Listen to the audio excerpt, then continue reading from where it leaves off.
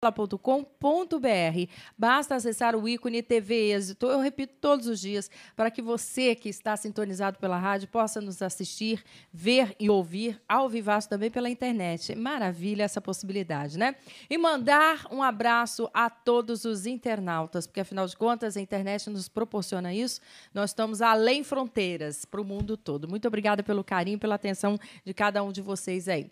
Lembrando que aqui no Gente que Fala, né? A gente não deixa só os nossos queridos e ilustres convidados falarem, não. Você participa conosco também através do telefone do ouvinte, 5081-3782. 5081-3782. E hoje, claro, como toda quarta-feira, é um programa de saúde e você vai poder, né, acompanhar e conversar com os nossos queridos convidados. A começar, eu quero cumprimentar a fonoaudióloga Elisabetta Radini, especialista em audição. Ela é coordenadora do Departamento de Audição da Ottosonic. Como vai? Seja bem-vinda. Tudo bem? Tudo. E você, Liliane? Quando a gente não escuta bem, o primeiro sintoma é em? Exatamente. É esse mesmo? Em? É assim que começa a manifestar aí? Em como? Como? Aqui conosco também o cirurgião dentista, nosso querido amigo, que nos trouxe aqui, ó, de presente para você. Sorrir Faz Bem, né? Um dos outros livros aí que ele já publicou, que você pode ter acesso, Dr. Aônio Genícolo Vieira, ele que é especialista em prótese dental, implantodontia e odontologia estética. É coordenador do curso de pós-graduação de prótese fixa da Associação Paulista dos Cirurgiões Dentistas Central. Ô, doutor Aônio, a começar, obrigado pela presença, obrigada pelo presente aqui aos ouvintes, viu? Que bom estar aqui com vocês. É um prazer muito grande. Muito obrigado pelo convite. E quem acha meu sorriso bonito, eis o responsável. Aqui comigo também a querida Sônia Presta, cantora, apresentadora do TV Café e Revista. Como vai, Sônia? Seja bem-vinda. Querida, obrigada. Sempre. Aliás, que sorriso que você está hoje. Você Está viu? radiante essa minha amiga hoje aqui, né? Você vai me contar os segredos. Obrigada mais uma vez pelo convite. Eu conto, porque eu consegui tirar minha mãe do ofício dela de empresária para torná-la avó por uma semana. Ai, aliás, a mãe dela ela tá que aqui. é do Rio, está me visitando. Linda, Aí o sorriso filha da gente fica assim, né? Ai, tá mais cansada, né? Opa, deixa eu cumprimentá-lo também. Ele é médico ginecologista, especialista em ginecologia e obstetrícia, é o doutor Michel Mandelman. Como vai? Seja bem-vindo, doutor. Prazer, Liliane. Já estive com você em outro programa. É um prazer estar aqui. É um programa de variedades. Eu estou à disposição para contatos e para tentar esclarecer as dúvidas de algumas pessoas que têm em relação ao tema que nós vamos falar. Olha, então você não pode perder essa oportunidade. O ginecologista, né? Uma farmacologista. Também aqui conosco uma fonoaudióloga. Um cirurgião dentista é para você, né, se esbaldar durante 1 hora de programa que nós temos pela frente, no 5081-3782, e fazer, então, a sua pergunta, tá bom? Eu quero contá-los que o Ministério da Saúde anunciou nesta terça-feira, portanto ontem, a inclusão de 2 novas vacinas no calendário oficial para crianças menores de 5 anos. É a pentavalente contra difteria, tétano, coqueluche, hepatite B, meningite e outras doenças bacterianas. E a injeção contra a poliomielite. Uma campanha será realizada em todo o país entre os dias 18 e 24 de agosto.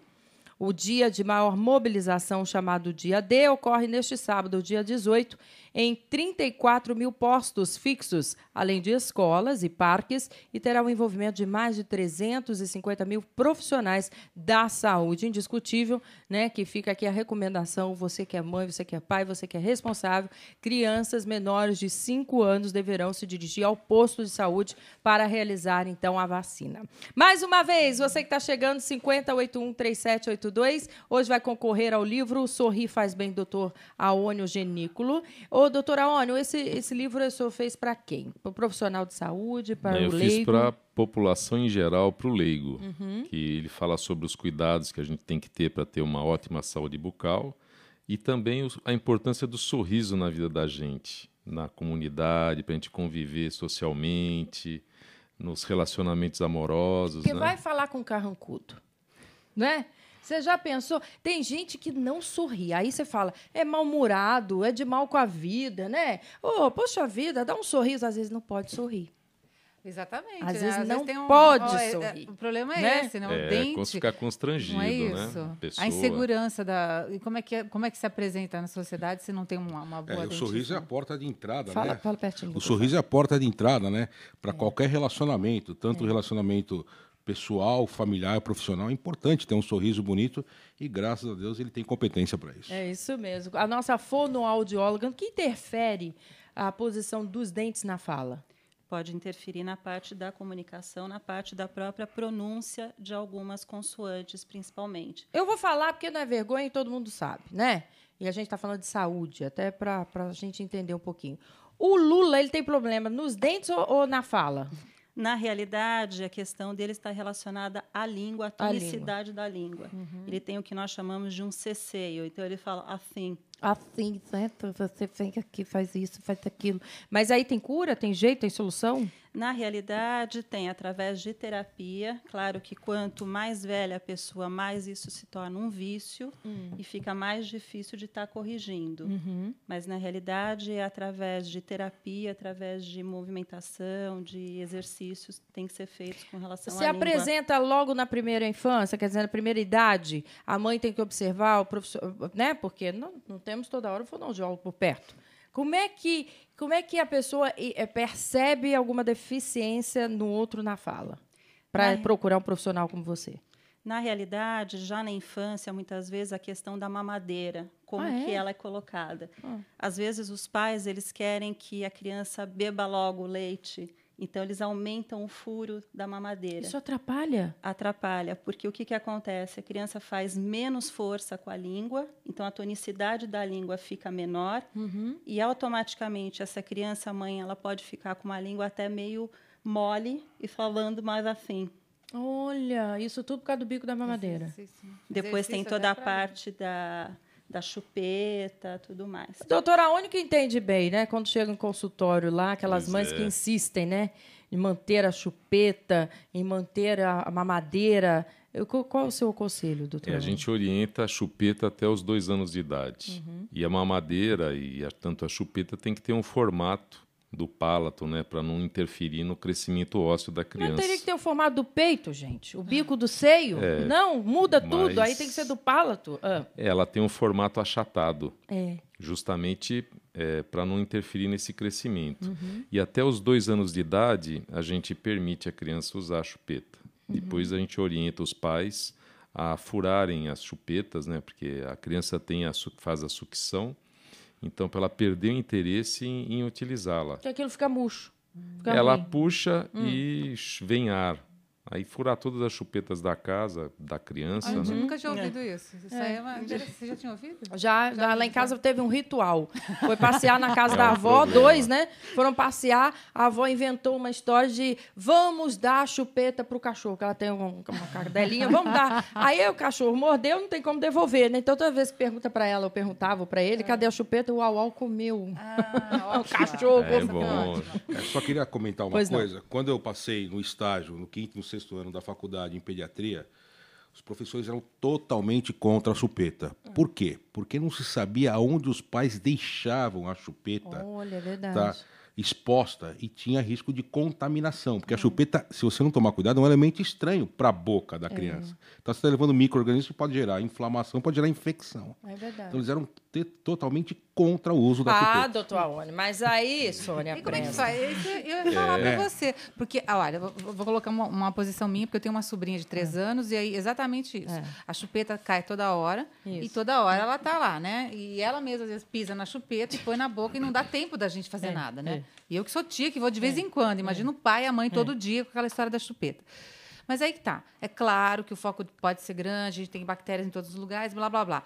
Mas se a gente começa também a super proteger, né? A gente vai criando uma criança totalmente inócua, né? Totalmente sem proteção, sem anticorpo, não é isso? Vai diminuindo um pouquinho a proteção.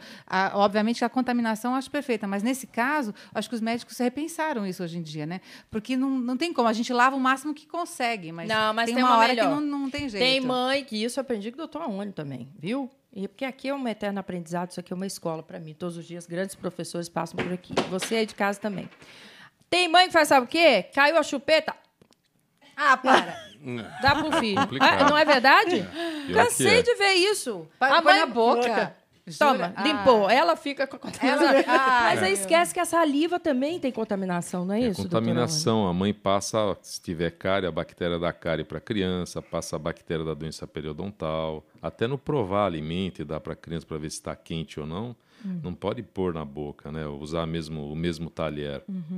E então é complicado essa contaminação e perigosa, dar beijo na boca de criança. Isso eu olho assim, eu falo, meu Deus. E quando beija no cãozinho, beija a Mas boca como é que da a gente criança? resiste a não dar beijo na boca da criança? Mas não na boca, dá no rosto. Depois que eu fiquei sabendo das bactérias todas, eu falei, não. Gente, mas a gente é tão Beijo o apaixonado. pé, beijo a mão, beijo a você tem barriga, beijo a razão, orelha, né? beija tudo, mas não pode beijar a boca. E mais ainda, Sônia Presta, o mundo tá ficando chato. Antes a gente beijava na boca e tinha o romantismo, né? É isso que a gente fala. O primeiro beijo, o beijo que continua ao longo do relacionamento. Hoje, você tem que, antes de beijar, dar uma olhadinha, dar uma espiadinha para ver se ele está sempre com balinha na boca, para tirar o hálito, né? Dá uma espiadinha. Tem que dar uma olhada nos dentes também, Não, né, conversa doutora? com ele. Você gosta de se cuidar? Faz ginástica, Exatamente. vai ao dentista. Mas Pega, gente. a juventude aí parece que não tem muito isso, né? Eles vão nessas baladas e vão Vão na disputando emoção, né? beijo, Beija, né? beija, Beija um, beija outro, é pegação mesmo, né? Aí no beijar, doutor, como as pessoas já têm vida sexual ou estão iniciando, seja lá o que for, existem várias posições né, no ato sexual. E muita gente se engana pensando que, pelo fato de usar o preservativo na hora da penetração, o antes pode tudo, né? Inclusive fazer sexo oral sem proteção. Pode causar danos também. Pode, lógico. Primeira coisa, você conhece totalmente a pessoa com quem você está saindo pelas primeiras vezes? Acredito que Ele não não. conhece nem o marido da gente. Exatamente. A gente muda toda Então, hora. você tem que tomar todos os cuidados, até inclusive em relação à boca. É importante saber se não tem nenhuma ferida ao redor dos lábios que possa sugerir alguma transmissão. É importante observar essas coisas. O HPV, gente, você pode contaminar, tem câncer de garganta, de língua pelo HPV. Pode não é? sim, pode. Que é silencioso que se manifesta. Pode. E a maior parte das formas do HPV são assintomáticas. Você vai perceber na hora que você vai fazer o exame microscópio aparece aqueles sinais do HPV. Então, Tá? vamos Poucas prestar vezes atenção. eles aparecem como ferida. Poucas vezes. E a vacina do HPV? As pessoas estão... Porque agora Estão a usando, vacina mas ficou ainda- muito acessível, mas mas agora mas ainda existem tá. limitações em relação a essa vacina. Primeiro, foi feito... R$1.300. É, exatamente. Primeiro, é muito caro. Segundo, existe uma limitação em relação à idade. Existe um estudo de 9 até 26 anos.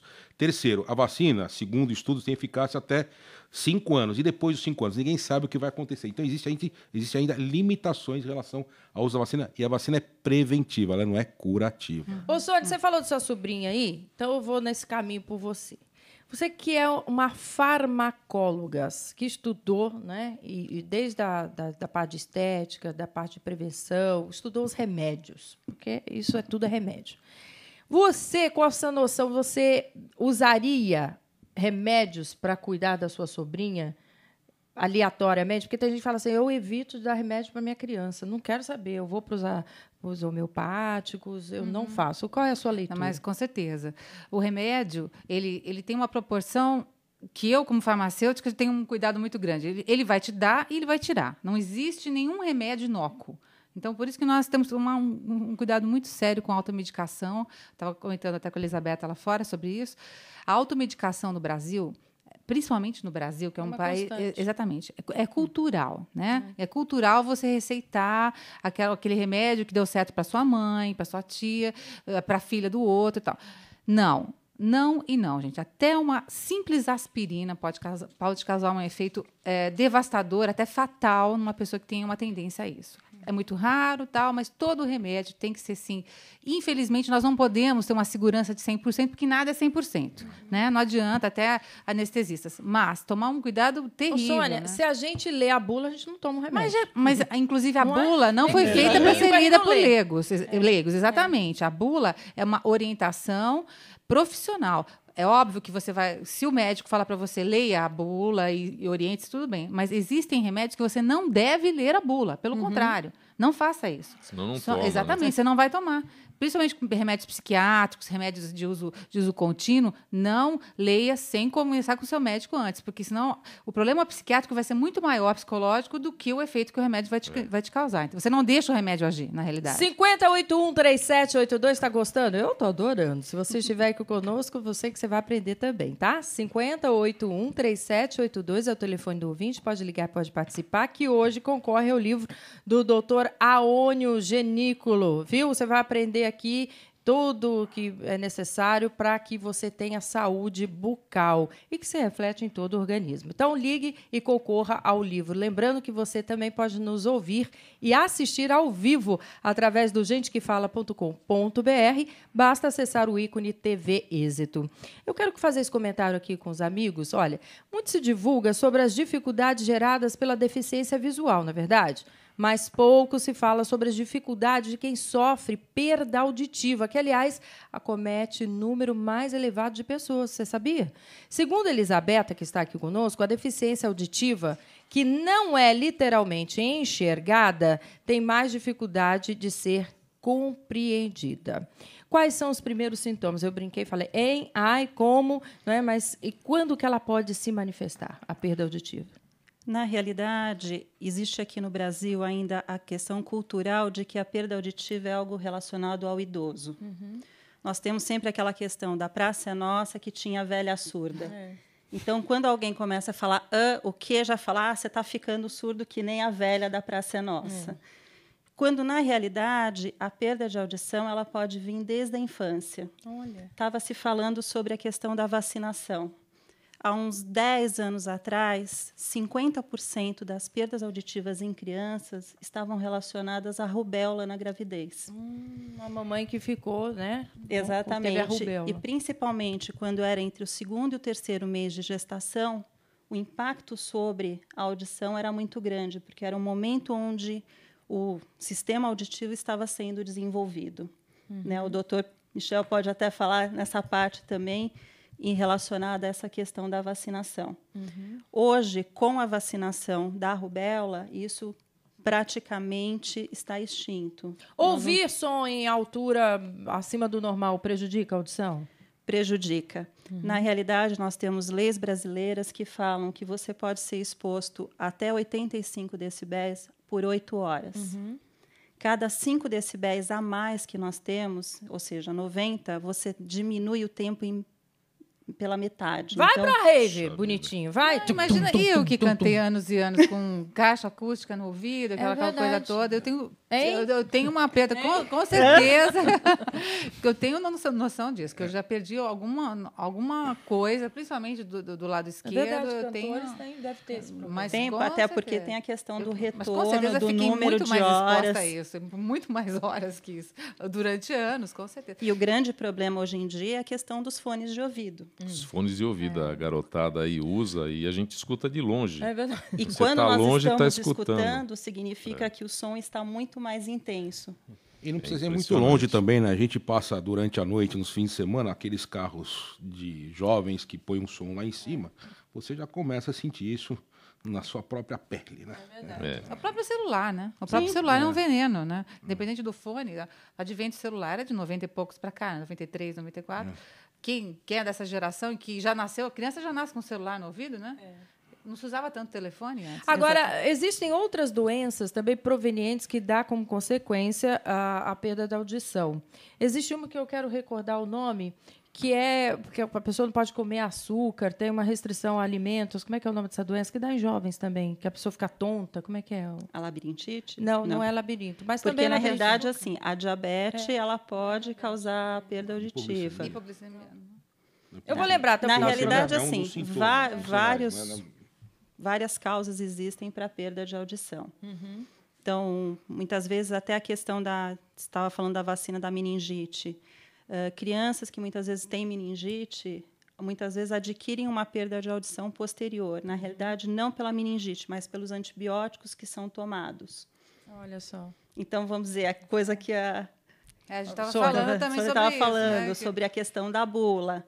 Muitas vezes, alguns remédios que podem ajudar uma determinada Vai prejudicar doença outra. podem prejudicar a parte auditiva, podem produzir zumbido, etc.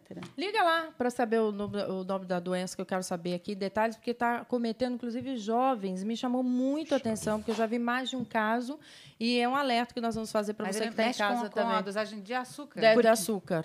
Açúcar e a alimentação tem alteração. Porque tem a questão da doença de Meniere. Meniere.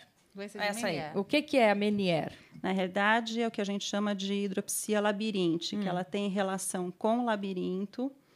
O labirinto ele está dentro do ouvido, que nos ajuda na parte de equilíbrio.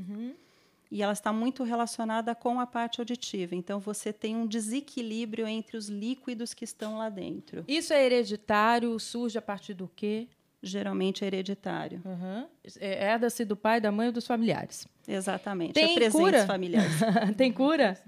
Na realidade, cura não. Você tem como controlar melhor, exatamente como você falou, a questão de alimentação, de medicamentos que podem ajudar. Mas a pessoa vai conviver. Vai conviver. Eu já vi vários adolescentes e jovens se queixando dessa doença, dizendo que é portador e muito confundida com labirintite. Porque como a pessoa fica tontinha, né, fala o labirinto não está legal. E é diagnosticado, inclusive, de forma errada. Não é? Porque acaba atingindo. Na realidade, é o próprio líquido dentro do labirinto. O que difere é o sintoma, quer dizer, o zumbido no ouvido? Na realidade, nós sempre falamos que é necessário uma bateria completa de exames, que o médico otorrino precisa estar fazendo, não só uma audiometria, como a parte de mitanciometria, como a parte de otoneurológico, para ver toda essa parte, pedir exames de sangue, para depois, no final, fazer uma conclusão. Mas o sintoma é além da tontura, um zumbido no ouvido? Geralmente o zumbido. E a doença de Meniere, ela tem também um quadro de uma audição flutuante. Tem dias que a pessoa está ouvindo melhor, tem dias que a pessoa está ouvindo pior. E pode piorar o quadro dela? Pode. Até porque, vamos dizer, tem a questão etária, que com o tempo nós vamos decrescendo, e tem a questão também de outros fatores externos. Quais, então, como a questão dos próprios medicamentos que a pessoa toma, a exposição a ruídos. Tudo tem que ser Tudo ponderado. Tem que ser muito bem controlado. Você quer aprender mais? Pode ligar aqui e conversar com o nosso ginecologista, a nossa farmacologista, também a nossa fonoaudiólogo, cirurgião dentista, todos aqui, que você participa também. Quem ligar aí, Sorrir Faz Bem, o livro que o doutor Aone Genículo trouxe para a gente, tá bom? Eu vou falar agora sobre um assunto muito importante, hein, doutor Aone? Porque, inclusive, seu livro aqui, o seu novo livro, Sorrir Faz Bem, a saúde bucal no Brasil não anda nada, mas nada bem. Chega a 97% da população tem, sabe o quê? Cárie. 47% com mais de 50 anos já perdeu os dentes. 1 em cada 5 brasileiros nunca foi ao dentista. A explicação para essas estatísticas seria a falta de informação sobre a saúde bucal, doutora Aone? Realmente é falta de informação, falta de higiene bucal, informação com relação à alimentação também. Então, pessoal, normalmente a pessoa, eu vejo na lanchonete, o pessoal faz o café da manhã e vai trabalhar. Às vezes pega o saquinho com pão de queijo, sei lá, o pão na chapa que eles pedem lá e vão comendo no caminho. Então ele come um carboidrato, aquele carboidrato se liga no dente e aquilo lá fica fermentando. Eu já deixei de comer doce, mascar chiclete, agora também o carboidrato, tem que tirar o carboidrato da vida, gente, que engorda, né? Não, e também faz mal aos dentes? A pessoa pode comer o pãozinho com manteiga, o pão de queijo, mas é só fazer higiene depois. Então comeu, fez a alimentação, fez o café da manhã, o de jejum, a pessoa tem que ter higiene bucal. Por que eu ressaltei na brincadeira? Porque todo mundo acha que o grande vilão é só o açúcar. E não é. Não é? O carboidrato em geral, pães, bolachas, né? O pessoal faz uso do açúcar, então mistura ali pão com açúcar, leite, café, não sei. E aquilo lá fica fermentando a manhã inteira. A cárie é o sinal de que está suja a boca? Não está sendo bem cuidado? A cárie é um resultado de uma má higiene bucal. Então, a pessoa, para ter cárie, ela precisa ter a bactéria da cárie também. E tem que ter também a bactéria e o fator, que a bactéria vai, forma a placa em cima daquele resíduo que a pessoa deixou para ela. Se a pessoa tem a bactéria da cárie, mas faz uma boa higiene bucal, ela não desenvolve a cárie. Perfeito. E com o tempo ela acaba perdendo essa bactéria da cárie na boca. Então a pessoa, para poder ter uma boa higiene bucal, uma boa saúde bucal, é simples, é ter uma boa higiene. Escovação então a cada alimento ou 3 vezes ao dia já se faz no mínimo suficiente? São 3 vezes ao dia, após o café da manhã, após o almoço e após o jantar. Tem gente que escova o dente e vai tomar café. Aí depois não volta para escovar o dente. Eliane, e gente que é o seguinte, isso foi um dentista que me falou uma vez, porque eu tenho certeza absoluta que não só eu, todo mundo tem muita preguiça de passar fio dental, né? Fio dental é uma coisa chata de passar mesmo. A gente tem que passar, mas é chato, dá preguiça, tal. E esse dentista falou para mim assim, bom, obviamente que a gente passa, eu tenho hábito há muitos anos, não sempre, porque isso não é uma coisa, fio dental não é uma coisa de recente. Fio dental é uma coisa que vem... É bem antiga já. Né? E a gente, quando era criança, nos anos 70, não usava fio dental, porque não se fazia propaganda de fio dental. O que limpava os dentes antigamente, quando não era o fio? O pessoal usava linha, palito, linha de costura, né? Então, agora o fio dental todo mundo tem acesso e tal, mas poucas pessoas ainda usam fio dental. Então, pelo menos uma vez ao dia, né, doutor? Olha, isso? Pelo menos à noite? Eu acho que o fio dental tem que ser após todas as refeições. Eu também acho. O que acontece? A pessoa come o carboidrato, a escova de dentes, ela limpa a parte externa do dente, a parte de cima e a parte de trás. Os lados do dente, só o fio dental vai fazer essa limpeza. Inclusive, o último dente tem que passar o fio também, não é porque não tem o vizinho e que não é limpo, né? Porque se você não faz a higiene, você vai acabar tendo cárie ali. Exatamente. Então, é simples, é fazer uma boa higiene, procurar entre as refeições principais, fazer uso de que a gente tem que comer também entre as refeições, né? Fazer o lanchinho, come uma fruta desidratada, que a quantidade de açúcar é menor, ou uma castanha. Aí quem está me ouvindo lá e nos assistindo pela internet, fala assim, Liliane, bonito, eu saio de manhã de casa, só volto à noite. Né? Então, eu ia fazer um comentário sobre isso, Liliane. E aí? Porque é comum, algumas pessoas não terem o hábito de levar o kit escovação para o seu trabalho no fim de semana também, né? O pessoal vai sair para jantar, vai sair para almoçar aos domingos e não leva o kit escovação. E hoje alguns restaurantes já se preocupam em deixar um kit de fio dental e aquele enxaguante bucal, tá? Mas seria certo, não pode falar sobre isso, levar o kit de escovação. Leva escovinha, tem escovas quase pequenas ninguém leva. bolso. Ninguém leva. Ninguém se preocupa com isso, né?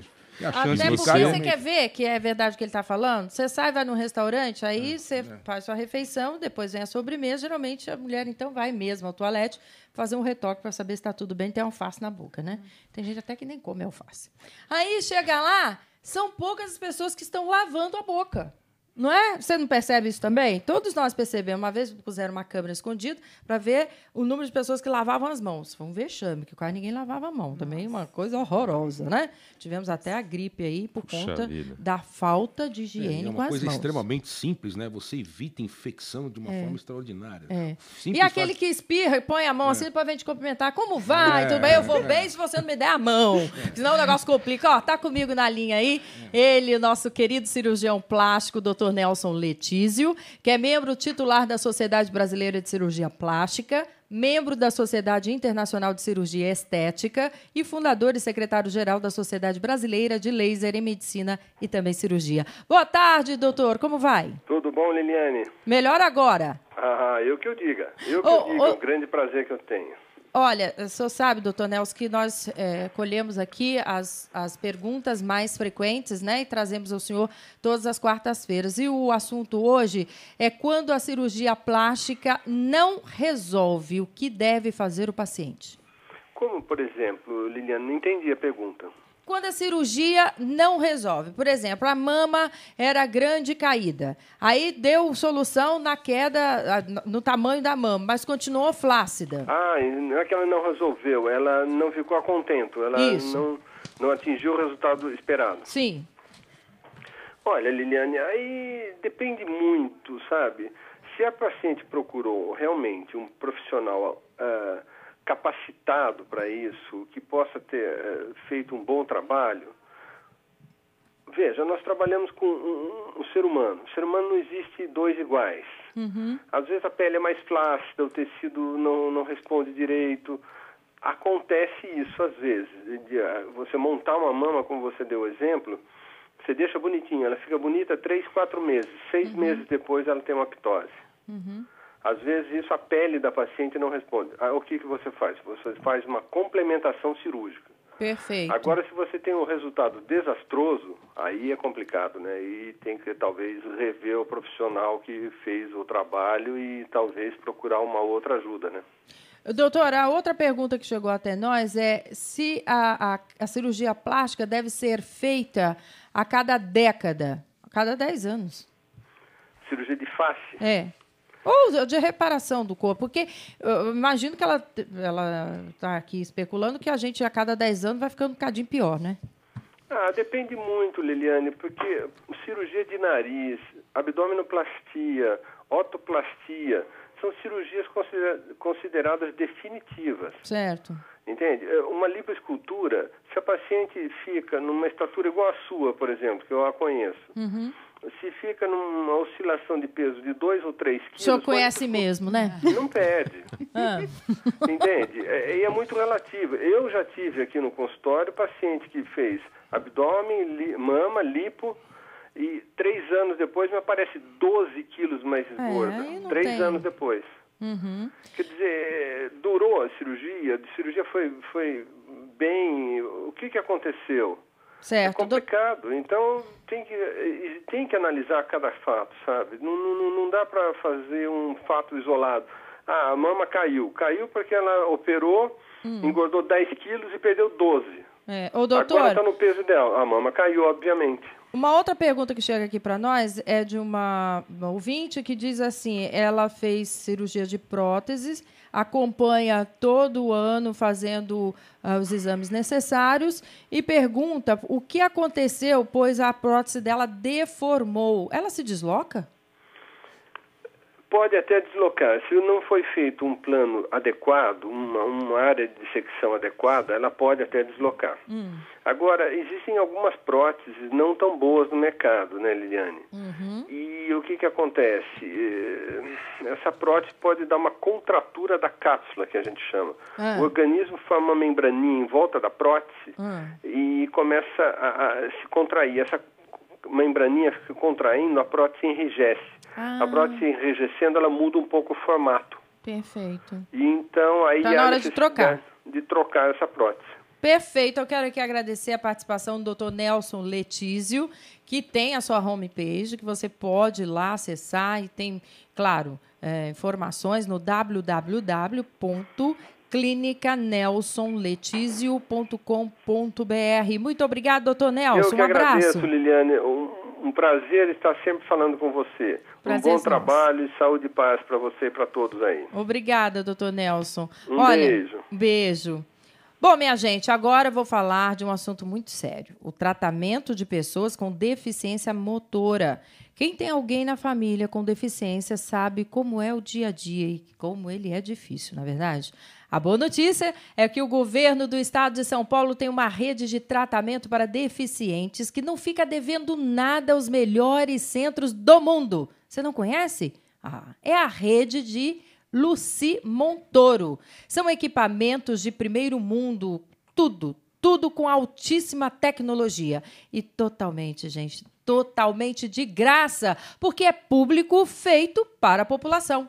Portanto, conheça a rede e veja a diferença que um tratamento de primeira qualidade, primeiro mundo, pode fazer. A rede Luci Montoro é uma ideia que a gente tem que aplaudir e de pé. Governo do Estado de São Paulo, grandes ideias, compromisso com você. Vamos à hora do ouvinte? Vamos lá, você que participa hoje, concorre conosco ao livro do doutor Aônio Vieira, Sorrir Faz Bem. Olha aqui, vai para você aí, tá? Boa sorte. Começando pelo Cícero Duarte, do Itapevi. Doutora Elizabeta, a senhora tem alguma técnica desenvolvida para tirar voz de travesseiro de jornalista, aquela voz preguiçosa? Quem falou que voz de jornalista é preguiçosa? Liliane, se tem uma coisa que eu admiro em você, é que você não tem voz de travesseiro. Já melhorou, né? Um beijo para você, querido. Bom, Cícero, em primeiro lugar, gostaria de agradecer a tua participação. A minha área é mais audição, então não vou nem me atrever a entrar nessa parte de voz. Eu aconselharia a procurar um fonoaudiólogo especializado na parte de voz para poder dar maiores orientações. E acorde cantando, que aí sua voz vai para o lugar certo, não é não, Sônia? Você quer É cantora? a melhor coisa da vida. Aliás, você vai acordar muito mais bem-humorado. Melhora Bom tudo, dia, né? Bom lá vai. dia, e vai colocando a voz no lugar. A Marisa da Lapa, para você, Sônia, qual é a sua opinião sobre as atuais trilhas sonoras utilizadas nas novelas? Ai, meu Deus, deixa eu pensar. Primeiro, peraí, você assiste novela? Assisto. Então, conta. Olha, vou falar particularmente de uma novela que eu me divirto muito, que é a novela das 7. Amo. Que Empreguetes. é as Empreguetes. Que é muito divertido. Olha, eu tenho que dar os parabéns para a Cláudia Abreu, que está maravilhosa, que ela está arrasando. Todas elas estão. E a trilha dessa novela é muito interessante. Que não é empreguete, cheia de charme. Vou cheia de corrigir. charme, né? Que a novela começa com aquela musiquinha que você não dá nada, e falando, mas mais uma dessas musiquinhas populares. Gente, eu comecei a prestar atenção na letra da música. É maravilhosa, é inteligente, Colocar é criativa. seu amor na vitrine, ele não vai valer R$1,99. Meu amor era, não sei o que, seu amor era de lata. Isso era de lata. Então é inteligente. Meu amor era ouro e o seu era de lata. Exatamente. Então, eu comecei a prestar atenção e falei, gente, poética. é inteligente, é poético, é divertido. Então, eu quero dar os parabéns para a novela das 7. A novela das 8, que é o Oi, Oi, Oi lá, que está agitando, que é uma dança que todo mundo está pegando aí. Eu, particularmente, acho um pouco vulgar demais. Acho que não há necessidade dessas danças que eles exageram na posição dos funks e tal. Mas, então, o povo está se divertindo, está fazendo a alegria das pessoas. Eu acho que a música ela vem para isso, para trazer o bem-estar, para trazer o que você não está conseguindo no dia a dia, ela vai trazer no final do dia, na hora que você relaxa assistindo a novela. Então, tudo bem. Se a gente levar a trilha sonora para esse lado, estão de parabéns, são alegres, está todo mundo feliz, cantando e não está causando nenhum tipo de violência. Então, tá ótimo. Muito bem. Agora, vai ouvir um fado. Você que estiver com dor de cotovelo, vai ouvir um fado, você vai morrer, tá? Porque o fado é triste, né? Fado é quase triste. você chora junto. Mas é claro, aí existe toda aquela coisa, né?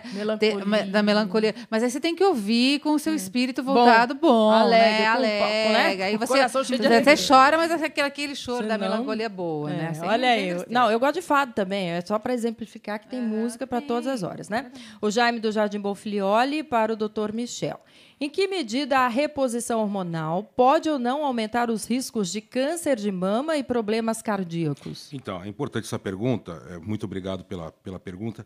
A reposição hormonal ela é muito benéfica, desde que não tenha contraindicações. Quais seriam? Então, quais são as contraindicações principais da reposição hormonal? Quando a gente fala em hormônio, são praticamente as mesmas contraindicações que uma mulher faz uso de pílula anticoncepcional. Doenças cardíacas extremamente graves que não estão controladas, doença hepática grave. Hepática também? Hepática. Antecedentes de trombose venosa profunda. Se ela já teve trombose venosa profunda, o Estado está proibido o uso de medicação que contém hormônio. O que mais? Antecedentes de AVC, o famoso derrame, acidente vascular cerebral. Algum tipo de câncer ginecológico. Então é importante ter uma mamografia recente, um ultrassom recente. A reposição hormonal diminui os riscos de doenças cardíacas, que a falta de hormônio, a falta de hormônio aumenta os riscos de doenças cardíacas. É verdade que, lógico, segundo o SUS, está aumentando a frequência de mulheres que estão tendo infarto. Por quê? Nas mulheres menopausadas, porque elas estão sem a proteção estrogênica. Então, com a reposição hormonal, esse risco diminui. Diminui o risco de ter colesterol ruim, que é o famoso LDL. Então, ela ajuda, desde que a paciente não tenha contraindicações e se beneficie com isso. E engorda? Não, isso é mito. Não engorda. Não engorda, tem nada a ver. Não. Seja ele qual for, para que esteja sendo reposto. Exatamente. Testosterona, qualquer progesterona. Existe hoje um combinado que tem tanto hormônio masculino, estrógeno e progesterona. Por que se usa a progesterona? Porque naquelas mulheres que têm útero, tá, a gente sabe que se entrar com estrógeno somente, pode hiperplasiar. O que é hiperplasiar? Aumentar a camada interna do útero com endométrio, levar a uma situação chamada de hiperplasia endometrial, que pode ser algo benigno ou pode ser, depois de um determinado tempo, virar um câncer de endométrio. Então, a progesterona protege o endométrio. E a testosterona, foi feito um estudo que a quantidade de testosterona no organismo pode aumentar a libido da mulher. Então, tem alguns... Isso é bom, né? Aí isso é bom. Tá. Aí o negócio tem festa em casa, né? Porque a falta dele também diminui, né? Exatamente. Existem alguns medicamentos que têm tanto a testosterona quanto o estrógeno e a progesterona para melhorar a qualidade de vida da mulher na menopausa. Tem uma pergunta aqui do estúdio, o que é? Se o uso do hormônio. Para depressão. Influencia? Olha, na verdade, não existe nenhum estudo comprovado que ele vai melhorar a depressão, porque a depressão é causada psicologicamente. Liliane, existe uma síndrome chamada síndrome do ninho vazio, que a mulher, quando ela entra na menopausa, ela já passou por quê? Já criou todos os filhos praticamente já se casaram, e ela se sente que ela está, entre aspas, isolada. Inútil. Isso não é verdade. Ela mesma cria uma depressão. Então ela tem que procurar fazer atividade física, atividade profissional, uma atividade de ajudar o próximo. Com isso ela vai melhorar a parte que momento depressiva gostoso, dela. né? Já cumpriu com obrigação, agora é tempo é só não, dela, mas não pode. O momento é dela. Isso que é gostoso, tem que ir por esse caminho, Exatamente. né, Ela não pode deixar de fazer atividade, é fundamental. Andar pelo menos meia hora por dia. Mas tem gente que fala assim, eu já faço sexo, eu estou bastante malhado. Você está sem vontade de fazer sexo.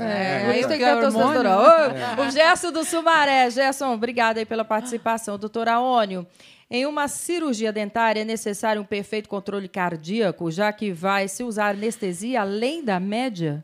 O que é além da média? Normalmente a gente não se usa anestesia além da média. Nós temos um limite de anestésico que a gente pode ministrar durante uma cirurgia. Aí o cirurgião dentista que verifica isso. Tá. Então, para pacientes mais tensos, a gente costuma fazer cirurgias maiores em hospitais, né? Ou com sedação, também a gente procura levar o paciente para um hospital. Então a gente usa a quantidade correta de anestésico para justamente não dar mais, porque a quantidade, se você passar desse limite, você pode pôr em risco a vida do paciente. Muito bem, Aparecida de Moema, do bairro de Moema, participa conosco. Um beijo, Aparecida. O Brasil já fabrica aparelhos para surdez de qualidade a nível internacional que possam competir com os similares americanos e austríacos? Não. Na realidade, ainda não existe um aparelho nacional. Os grandes fabricantes de aparelhos são suíços, alemães, dinamarqueses, americanos, canadenses. Existe em estudo na USP um aparelho, mas ainda ele não foi nem aprovado pela Anvisa. Aí tem esses modernosos que a pessoa coloca e é modulado através do computador, por computador, não é? Aí a pessoa vai para casa, tem que voltar para modular se houver algum erro, porque é tecnologia, pode dar algum problema. Isso. Na realidade, o aparelho hoje nós chamamos de digital. Ele faz toda uma regulagem via computador e ele é baseado principalmente na audiometria do paciente, ou seja, na perda auditiva do paciente. Só que a audição ela é muito subjetiva. Nós podemos gostar da mesma música, mas de formas diferentes, mais aguda, mais grave. Então, da mesma forma, é a questão do aparelho, é o que nós falamos, nós personalizamos para o paciente. Então, em cima, primeiro da regulagem feita pelo exame, depois é o que o paciente vai sentindo. Então, tem alguma prova d'água que eu ouço falar de gente que entra para tomar banho com aparelho no ouvido? Existe alguma prova d'água? Na realidade, os aparelhos eles podem ser, vamos dizer, mais protegidos contra a água. Olha aí, a Miriam, do bairro do Socorro, doutor Michel, o uso da pílula anticoncepcional pode ser prejudicial para quem tem gastrite e problemas no estômago? Pode ser, tanto que se ela tiver esse tipo de problema, existem outras alternativas. Ela pode usar um método anticoncepcional injetável, pode usar um DIU, pode usar um método de barreira que seria o preservativo se ela tem gastrite e ela pode trocar de método. Você ouviu dizer se dói essa injeção aí? Olha, eu nunca senti. Não, só vai ouvir, é claro. Mas olha, como é muscular... Tem queixa? Como é muscular, né? Só algumas podia experimentar para ver como a mulher sofre. Como é muscular... E normalmente ela é aplicada na região glútea, a região glútea mais fofinha, a paciente não sente tanta dor, não. Perfeito. E só para esclarecer, existem 2 tipos de pílulas anticoncepcionais aqui no Brasil. Tá? 2 métodos anticoncepcionais injetáveis aqui no Brasil. O mensal e o trimestral. Tá? O mensal é aquela que, obviamente, se aplica todo mês, e o trimestral se aplica a cada 3 meses. Agora, uma curiosidade que também você vai me ajudar, Sônia, como farmacóloga. Se eu faço em doses menores durante o período, e se eu faço uma vez só, o organismo vai se ressentir mais? Não, na realidade é o seguinte, existe uma liberação, que é uma liberação... O remédio foi feito para isso, entendeu? Ele vai controlando como se fosse uma cápsula, quando você aplica, é uma programação do remédio. E ele libera aquela dosagem que você precisa de acordo com o seu feedback hormonal do mês, entendeu? Então, não existe esse problema quanto à injeção ou não. Se ela foi programada para uma vez por mês, não se preocupe que a dosagem vai ser de acordo com o seu ciclo e vai ser com o que E a você mesma precisa. que seria de uma cartela, por Isso, exemplo. exatamente. Né? Mas como o hormônio, e o doutor sabe muito bem, é uma coisa que varia muito de mulher para mulher, eles fazem um apanhado, né, uma média hormonal, e às vezes pode sobrar um pouquinho para você e pode faltar um pouquinho para outra. Por isso que algumas passam melhor, outras passam pior, de acordo com a mulher. E Né? qual que é o melhor método anticoncepcional, Liliane, para paciente que perguntou? Não tem o que é melhor. O melhor é aquele que a paciente se adapta melhor naquele momento, não tendo contraindicação. Tem mulher que prefere tomar todo dia uma pílula anticoncepcional oral, tem mulher que prefere aplicar, tem mulher que prefere usar um método de barreira, usar o DIU, não tem o que é melhor. Tem um implante também. Exatamente. Né? Se todos estão no mercado, é que todos foram testados pela indústria farmacêutica. Muito bom. Todos funcionam. Vamos ao convite aí, ó, neste sábado, portanto, dia 18 de agosto, meu amigo querido Dr. Bactéria, Roberto Martins Figueiredo, lança o seu novo livro, Show Bactéria. Tire suas dúvidas com o Dr. Bactéria, na Bienal Internacional do Livro, no estande da editora Manoli, às 4h30 da tarde. Portanto, fica aí o convite a todos vocês que acompanham o trabalho dele, sabem que é um trabalho muito sério, né? Olha, doutora Sônia Presta... Assim, agora que você já saiu de cantora, foi para farmacóloga, né? A ideia de beleza e saúde ronda a gente todo momento, né? Principalmente as mulheres, não? E aí, o que é que acontece? Quase todo mundo sonha em ter um corpo perfeito, esbelto, né? E, mais ainda, músculos definidos, pele bronzeada, até aí está tudo bem. O problema é querer atingir esse objetivo a qualquer custo, e o que é pior, o mais rápido possível. Com isso, todo mundo esquece de um pequeno detalhe. Cada pessoa tem os seus limites e deve respeitá-los, não é mesmo? O uso, que a gente tem visto frequentemente, de suplementos, né, dizendo que vão auxiliar a dar up para que a pessoa possa fazer exercício, pode ser, não sei o quê. É, ao seu ver, benéfico? Olha, isso... Eu faço academia todos os dias, não só pela beleza, pela saúde, porque eu gosto, me sinto muito bem. E eu observo nas academias a febre que existe do suplemento, que, na realidade, para as pessoas que estão ouvindo e não sabem o que é um suplemento, o que se usa em academia é basicamente proteína. Proteína que é dissolvida, né, e as pessoas acabam o treino e aquela dose de proteína que o músculo vai absorver logo depois do treino, porque é uma baixa que é o momento que eles falam que é a janela da absorção da proteína é muito melhor absorvida. Ótimo, 100%, funciona assim, eu não vou questionar o funcionamento disso. Agora, um exagero é total, porque a gente vê as pessoas totalmente viciadas. Isso é um hábito que a pessoa não vai levar para o resto da vida, porque eu acredito assim, você tem que fazer uma atividade que você consiga fazer para sempre. Não é? Nós temos várias fases na nossa vida. Se você vai fazer uma academia, se você vai fazer qualquer tipo de reeducação alimentar, faça alguma coisa pensando que aquilo vai ter que durar anos e anos da sua vida. A gente pretende viver muitos anos, certo? Então, vamos nos alimentar para que a comida não seja só aquela perda de peso. Eu quero perder 20, 30 quilos depois. E depois vai acontecer o quê? Você vai desintegrar? Não é? A gente tem que fazer alguma coisa para continuar vivo, para continuar. Então, eu vou ter uma restrição para que eu continue vivendo. Com a ginástica, a mesma coisa, com o bronzeamento artificial ou com o sol, a mesma coisa. Equilíbrio, né? Bom senso. Vamos fazer uma reeducação? Vamos. Então, eu nunca mais vou comer um chocolate, nunca mais vou comer... Não, gente, nada disso. A ginástica é a mesma coisa. Vou me encher de proteína depois do treino. Quanto tempo que eu vou fazer isso? Eu vou ter saco, vou ter paciência para fazer isso? Quanto tempo? Compra o suplemento, leva para a academia, dissolve, toma. Isso a gente não consegue levar durante muitos anos. Então, bom senso. E quem toma entendeu? e deixa de tomar? Aí que tá. O corpo é uma máquina extremamente inteligente, tá? Qualquer coisa que a gente faça durante um determinado período e bruscamente você para de fazer, o corpo entra num estado que chama estado de deserto. Ele acha que nunca mais você vai fazer aquilo. E o que ele faz? Ele começa a armazenar. Por isso que as pessoas acabam entrando, gente, num acúmulo de gordura, principalmente abdominal, né, que envolve todo o sistema do cortisol, da adrenalina, hormônios de estresse, Porque o corpo acha que você não vai mais tomar proteína durante a sua vida toda. Você parou, você tomou proteína durante 2 anos na academia. De repente, você parou. Eu me cansei. Quero treinar e não vou tomar mais proteína. O que acontece?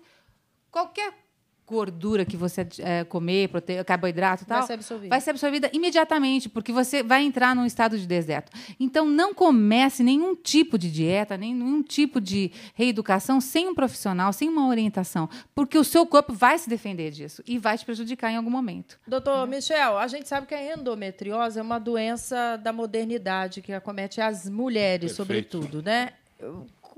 Qual é a faixa etária que ela se manifesta? A gente precisa primeiro definir o que é endometriose, né? Endometriose é hoje em dia considerado um mal do século. Puxa um pouquinho para cá. Começou no século passado e continua nesse. A gente sabe que existem 3 tecidos que envolvem o útero. O perimetro, que é a membrana, a capinha que envolve o útero, o músculo do útero, que é o miométrio, e o tecido interno, que é o endométrio. O que é endometriose? A presença desse tecido interno do útero, chamado de endométrio, fora do seu local habitual, fora do seu local tópico. Quando ele chega até o músculo do útero, que está dentro do útero ainda, chama de endometriose interna, também conhecida como adenomiose. São classificações. Quando ele começa a invadir outras áreas, os implantes de endométrio começam a invadir a distância, chama de endometriose externa ou endometriose propriamente dita. É uma doença do mundo moderno. Existe até um aspecto histórico envolvido, tá, nessa doença. Por quê? Antigamente, Liliane, desde o século passado, praticamente as mulheres não menstruavam. Elas tinham um filho atrás do outro. Tá? O que acontece hoje? Graças a Deus tem 3 mulheres inteligentes aqui e as mulheres conseguiram galgar aquilo que os homens já tinham no passado. Hoje então, se eu engravido mais tarde, eu corro o risco de, ao longo dessa espera... Tá, o que ela faz hoje em dia? Ela chegou a diretora de empresa, é presidente e adia a maternidade. E o fato dela adiar a maternidade, pela natureza, ela paga um preço por isso. Tá? E adiando a maternidade, ela menstrua muito. Então, maior risco de endometriose. Tem algumas teorias que tentam explicar a endometriose. Teoria é aquilo que você acredita que seja verdade, mas você não consegue provar. Por exemplo, a chamada teoria da menstruação retrógrada. O que é isso? Em vez de o sangue descer e ser expulso para o organismo, para o meio externo, ele começa a subir e invadir outras áreas. Né? Uma área que ele invade com maior frequência são os ovários. Pode invadir a bexiga, pode invadir o intestino, tá? Os órgãos profundos, que a gente chama de endometriose profunda. É raro, mas já aconteceu de ter endometriose no olho. É raro. Tá? Isso é um tecido funcionante. Imagina aquela paciente que começa a sangrar pelo olho. Endometriose no pulmão são eventos raros. Então, é uma doença do mundo moderno. Mas tem tratamento? Tem tratamento. Cura? Cura, na verdade, a gente fala ou uma cura temporária ou uma cura definitiva. A cura temporária seria o quê? A gravidez. A cura temporária é quando ela entra na menopausa. Por quê? Essa doença está envolvida com muita produção do hormônio estrógeno. Tá? E está relacionado também a uma síndrome chamada síndrome de Sampson. O que é isso? Quando envolve mioma e endometriose, porque o mioma também está envolvido com muita produção do hormônio estrógeno. Tá? O tratamento se baseia no objetivo que a paciente tem. Por exemplo, precisa falar dos sintomas da endometriose. Depende de onde ela atinge. Tá? Ela pode atingir uma região chamada fundo de saco, e quando a mulher vai ter relação, que fica uma região que fica atrás do colo do útero, quando ela vai ter relação, ela começa a ter muita dor a relação. Chama de dispareunia, são termos médicos. Tá? A endometriose, ela começa a liberar uma substância chamada prostaglandina, que começa a dar muita contração. Então, ela começa a ter muita dor quando vai menstruar, dismenorreia. E quando ela gruda no ovário, quando ela adere ao ovário, sabe que nos ovários são produzidos hormônios femininos, que é o estrógeno e a progesterona, que são responsáveis pela menstruação e pela ovulação. Então, lá altera a função ovariana. A mulher começa a ter maior dificuldade de ovular. E não só isso. Os focos de endometriose podem atingir quem? As tubas uterinas, antigamente conhecida como trompas. A gente sabe que nas tubas onde se encontra o espermatozoide, que é a célula reprodutora masculina, com o óvulo com a célula reprodutora feminina. Então, é uma das principais causas de infertilidade. Então, quando você vai fazer a investigação da causa de infertilidade, você tem que perguntar se a paciente já teve endometriose ou investigar se ela está com endometriose. Muito bem. E a faixa etária, que mais ou menos ela se manifesta? Olha, antigamente, na terceira década, hoje em dia já pega as mulheres mais jovens. Também. Já pega. Tá? Olha aí, que tristeza, né? Essa doença aí que... Para muitas, deixa até de proporcionar maternidade, né? Pode, é uma das dificuldades. Muito bem, vamos voltar aqui para a nossa fonoaudióloga antes que a gente termine o programa. Viu, Elisabetta. Elisabetta, o paciente que tem problema de audição, ele tem que visitar com que frequência o fonoaudiólogo? Na realidade, o primeiro profissional que ele tem que visitar é o otorrinolaringologista, para estar verificando se ele tem essa perda auditiva, qual a causa e qual o tipo de tratamento. O tratamento pode ser através de medicamentos, colocação de um aparelho, ou muitas vezes até de uma limpeza no próprio ouvido. Falar em limpeza, você também é contra o uso daquele palitinho, né? E vai com cotonetezinho ou não? Na realidade, a haste flexível ela é feita para limpar a parte externa da nossa orelha. Quando nós introduzimos dentro do canal, a tendência de nós empurrarmos a cera mais profundamente é maior e depois essa cera endurece. E aí, ela endurecida, ela tampa o canal auditivo e pode dar uma diferença na audição de até 10%. Olha, deixa eu realizar aqui o sorteio do livro Sorrir Faz Bem, do Dr. Aônio Vieira, que trouxe para nós. Dr. Aônio, nas melhores livrarias. Melhores livrarias do Brasil inteiro. Ó, você pode aí, né, sem dúvida nenhuma, ir lá correndo buscar o seu. Tem, inclusive, ilustrações, né, doutor Aônio? Tem fotografias. Que aí você pode, né, se e tem uma cartilha também dando orientação de higiene bucal, como fazer uma boa higiene, o uso do fio dental, da escova. Eu fui aprender depois de velha, sabia? Com o doutor Aônio. Eu escovar o dente assim, né? Você escova assim também? Não, eu escovo... Não, eu tenho que varrer o dente. Ele me ensinou que é da raiz para baixo. Vai varrendo o dente, vai. Agora a casa tá limpinha. Vamos ao sorteio. O quê? Foi para Marisa? Marisa, minha querida ouvinte Marisa, lá da Lapa. Muito obrigada, viu, Marisa, por sua participação aqui do Gente que Fala. Antes de terminarmos, eu gostaria que vocês fornecessem um endereço eletrônico, um telefone. Pode ser, doutora Aônio? Pode ser, eu coloco à disposição o meu site, é www.aoniovieira.com.br. Se tiverem alguma dúvida, pode deixar lá no site que a gente responde. Elisabetta? Eu vou deixar no Facebook, nós temos www.otosonic.com.br e no Twitter também. Podem estar nos seguindo. Sônia Presta? Sônia Presta no Facebook. Dia 2 de setembro vou fazer um show interpretando Liza Minnelli. Ixi. Vamos jantar, os convites estão à venda, vou deixar o telefone. Pode ligar para o 9954-6026. Vou me apresentar no espaço em Santo André.